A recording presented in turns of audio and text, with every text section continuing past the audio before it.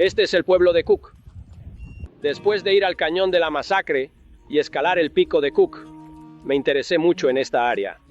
Fui a la biblioteca y encontré un libro viejo, que no te dejaban llevar, pero hablaba de este viejo pueblo fantasma aquí. Un campamento minero, Cookstown. ¿Qué opinas de mi nueva mula? Se llama Brenda. Hermosa Brenda. Nunca la he montado antes. Este será nuestro viaje de debut. No estoy seguro de cómo va a salir.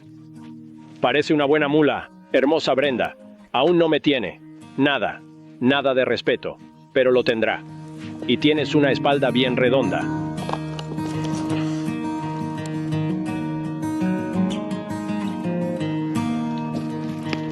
Adelante y hacia arriba.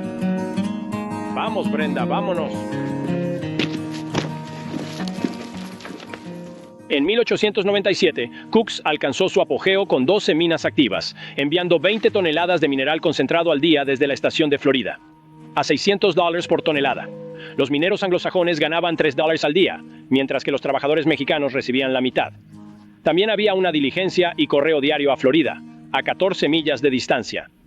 Ese mismo año, James Jetson Hyatt se mudó a Cooks Peak.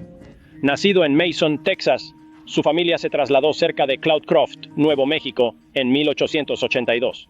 Hyatt estudió en la Universidad Estatal de Nuevo México en Las Cruces durante su adolescencia y 20 años, ayudando al profesor Hiram Hadley con su carruaje para cubrir gastos.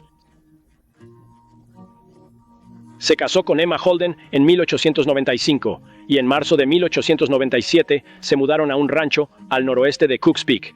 Para 1889, Upton Elwood McDaniel ya se había mudado a Cooks, establecido una tienda de abarrotes y una cantina, y estaba operando la oficina de correos.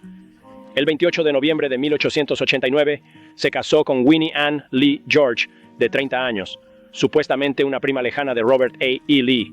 Ella había estado previamente casada con William, Georgia, Missouri, y tenía 3 hijos, Riley, James y Lula, antes de divorciarse de él en 1886. No sabía que se divorciaban en esos días. Usando 2 bueyes y una carreta cubierta, se mudó con sus 3 hijos desde Llano, o Brownwood, Texas, a Deming en 1887, y de ahí a Cooks. Debió haber sido una mujer muy fuerte. Su primera hija con McDaniel, Myrtle Murdy, nació en Cooks el 26 de septiembre de 1890. Nació con un pie lisiado y Newton Bullich de Deming le hizo zapatos especiales. Otras hijas fueron Millie, 1880-1993, y Anna, 1898. 2 hijos nacidos en 1895 y 1897 murieron siendo infantes. Aunque era una mujer pequeña. Físicamente, Winnie era aparentemente muy fuerte, y especialmente para la época, bastante agresiva. Después de establecer su hogar, pensión y restaurante en Cooks alrededor de 1890, se dice que ganó apuestas de que podía cargar cubetas de mineral tan rápido como los hombres. Winnie y su hijo mayor, Riley, aportaron cierto toque social y estabilidad económica a la comunidad.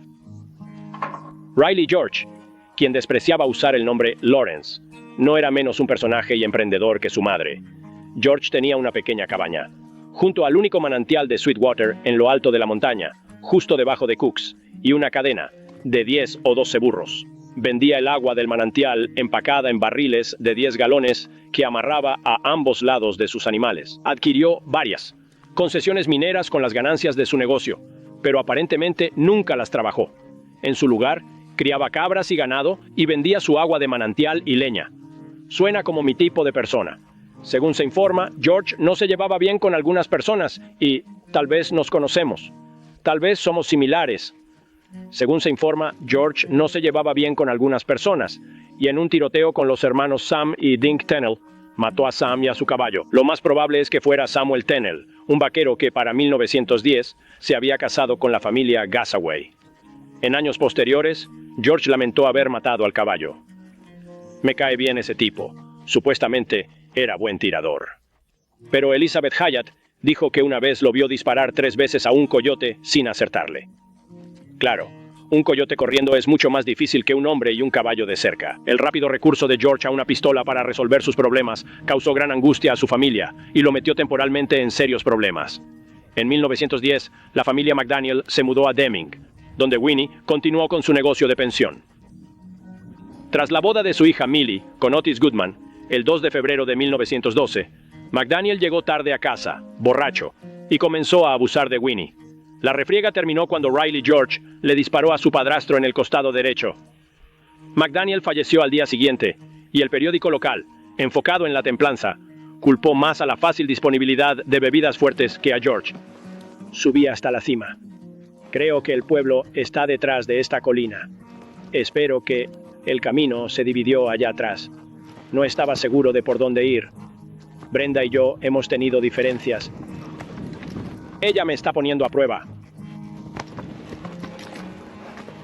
De todos modos, ella solo tiene que aprender. No lo soporto. Dudo que una mula pueda aprender eso.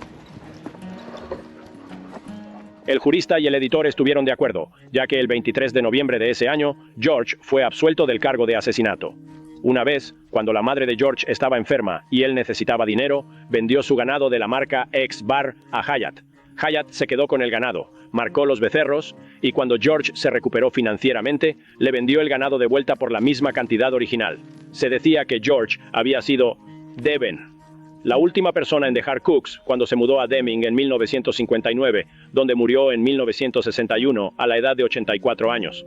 Al parecer, el vínculo de amistad de Hyatt con George dio frutos porque después de la muerte de George, Hyatt compró las reclamaciones de Cooks Peak de su media hermana, Mordie McDaniel Hewitt Moore, por $1,000.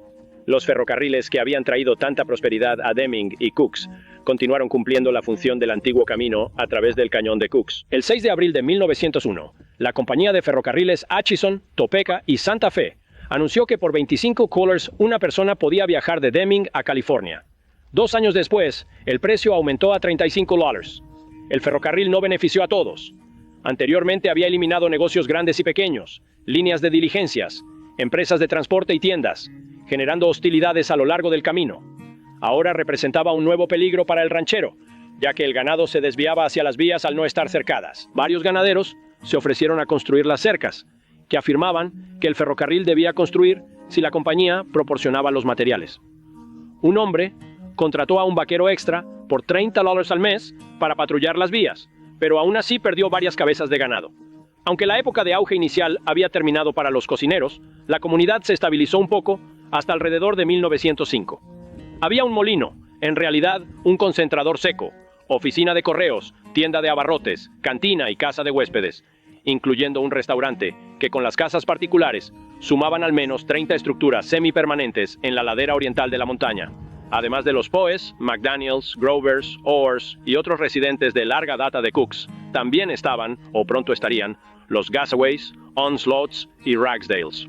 Un fenómeno interesante ocurría frecuentemente durante el desarrollo de túneles en las minas. Se encontraban cuevas con mineral de alta ley y formaciones de butilo. William Cotton recordó un descubrimiento así. Estábamos hundiendo en una veta estrecha cuando rompimos en una amplia sala abierta, quizás de 50 pies de ancho y 12 pies de alto. En el centro, como el último sueño de los dioses, había un árbol perfecto que se elevaba desde el suelo de la caverna hasta el techo con ramas y follaje blanco lechoso, tan delicado como los helechos. Sobre él, como una hermosa novia, había un velo de gasa fina. Pero la caverna era tan delicada que no resistió el rudo empuje del trabajo humano. Y la primera vista de eso fue la única. La primera explosión al abrir la sala lo desmoronó en polvo. Solo queda el recuerdo. Fue impresionante.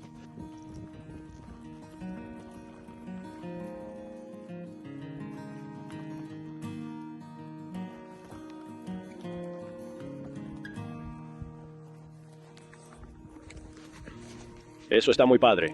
Yo no sé. Oigan, si ustedes saben qué tipo de coche es o de qué año o algo, pónganlo en los comentarios abajo porque yo no tengo idea. Sé que es un clásico y sé que está increíble. ¿Por qué no damos un paseo por aquí y vemos qué podemos descubrir juntos? Este es Cook Pueblo.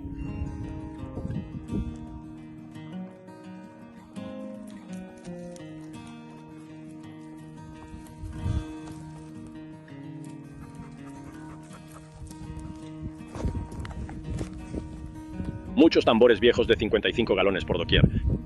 Ese es como el quinto o sexto que he visto. Me pregunto qué llevaban dentro.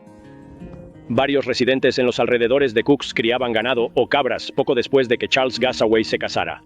con Mary Matilda Ragsdale Baker, a mediados de la década de 1890, compraron 3.000 cabras de Mohair y Gore. Otros residentes del área de Cooks Peak también criaban cabras y ganado, prosperando en la hierba de las laderas de las montañas. Una carta al periódico de Deming a finales de 1902 mencionaba las vastas manadas de cabras alrededor de la base de Cooks Peak. La presencia de estos animales en las colinas escarpadas atrajo a los depredadores. El periódico de Deming informó que Charles Pace disparó a 2 grandes linces que saqueaban su corral de cabras cerca de la oficina de correos. En ese entonces, Charles Grover, de 15 años, había atrapado un lince adulto en OK Canyon. Sin arma, Grover apedreó al animal hasta matarlo. Su hermano menor no tuvo tanta suerte. Ese mismo año, James, de 12 años, vio 2 grandes pumas, pero al estar desarmado, lograron escapar. Los animales salvajes cerca de Cooks Peak no eran los únicos enemigos de las cabras y sus dueños. A finales de marzo, o abril, de 1905, los dueños de los rebaños ya habían esquilado sus cabras cuando una tormenta repentina y feroz dejó caer 2 pies de nieve en la región. Los Grassaways perdieron 600 animales y los Ragsdale 400. ¡Vaya!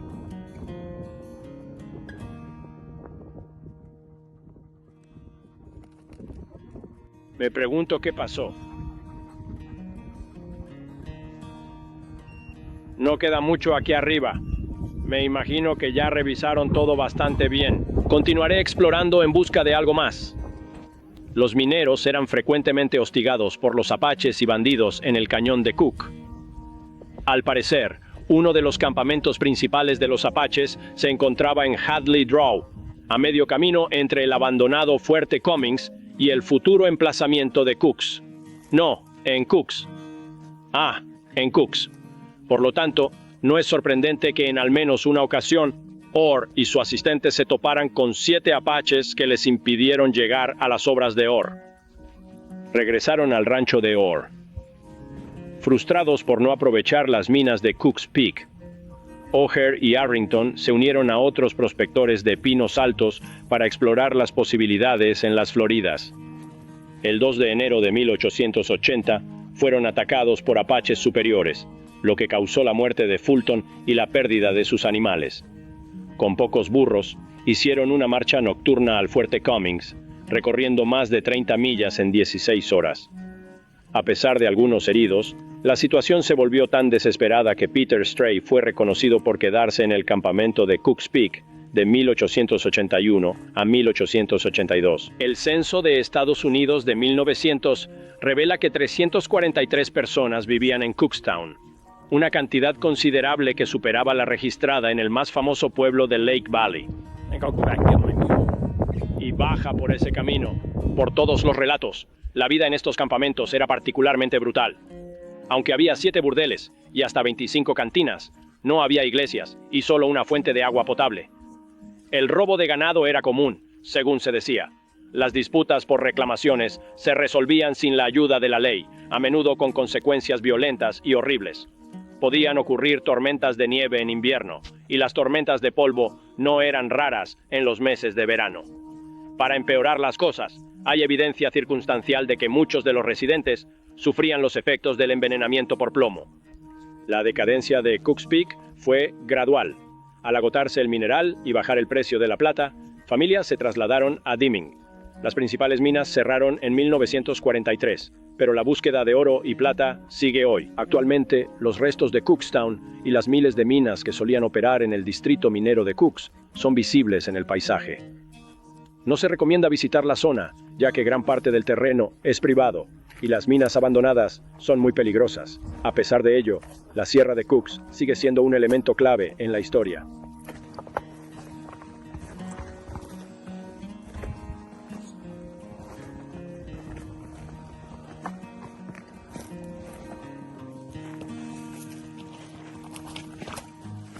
Tiene que llevar a algo. Probablemente una mina, seguro. O un manantial. Una fuente. Supongo que solo lleva al fondo del arroyo aquí. Debió tener agua antes. O en distintas épocas del año hay agua. Pero era un sendero que bajaba desde esas pequeñas estructuras de roca. Nunca encontré nada. De todos modos, los perros están rastreando por aquí. Pensé que sería mejor subir y ver qué encuentro.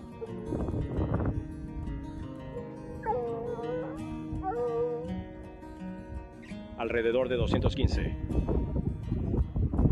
Lo dejaré seguir, mientras pueda quedarme con ellos. Esta mula está a punto de rendirse. No está en muy buen estado. Es un poco terca. Seguimos a ese león por un par de horas más. Finalmente se nos escapó. Brenda y yo no nos llevábamos muy bien. No creo que ella vaya a ser la mula para mí. Es un poco floja y realmente no avanza como quiero que lo haga. Es muy discutidora. No importa lo que le pida que haga, no quiere hacerlo. Simplemente no sirve estando sola. Probablemente sea una buena mula si sigue a otra mula. Pero necesito una que no le importe estar sola conmigo y los perros. Él.